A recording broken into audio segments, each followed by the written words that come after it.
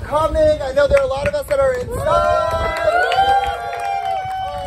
Those of you that have braved the rain to join us out here, thank you very much. We are going to have a very quick program so we can get back to doing what we do best, and that is be in community with each and every one of us with some cocktails and some good fun. So first up, to kick us off, we have LID. Woo! Hi everyone, my name is Nick Tambor. My pronouns are he and his. I am the co-president of Lambda Independent Democrats. Thank you so much for taking the time today to come. It's always good to start start Pride Month with a little bit of drama.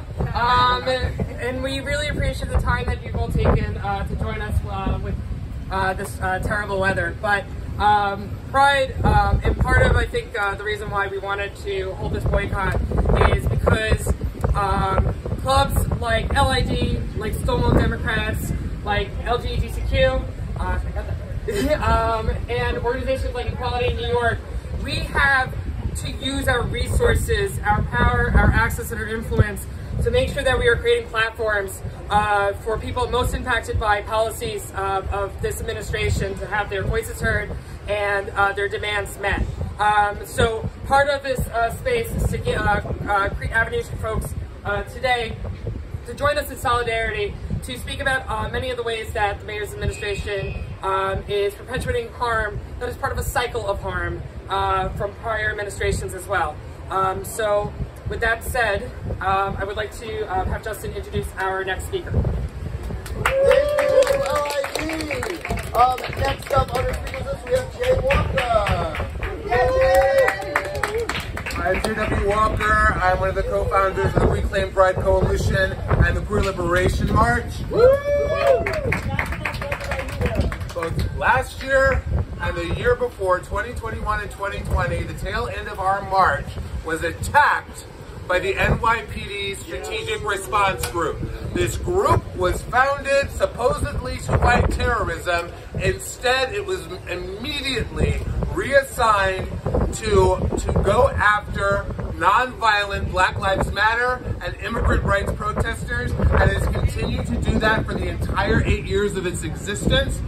We need the mayor to disband the SRG. It is not serving the purpose that it was intended for. There should not be an organized part of the NYPD that is organized to fight against the rights of New Yorkers to speak freely and to address our elected officials and demand change. That is why I am here. That is why the Queer Liberation March exists. And that is why we are not at the mayor's little garden party. That is why we are here. We demand an apology from the new head of the NYPD, the new commissioner, and from the mayor for the attacks on our march.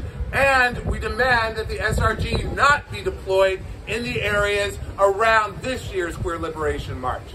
So thank you. Next up, we have the Lesbian Gay Democratic Club of Queens. Hi everyone, thank you Justin. My name is Patrick Yako. My pronouns are he, him, and his, and I'm the president of the Lesbian and Gay Democratic Club of Queens.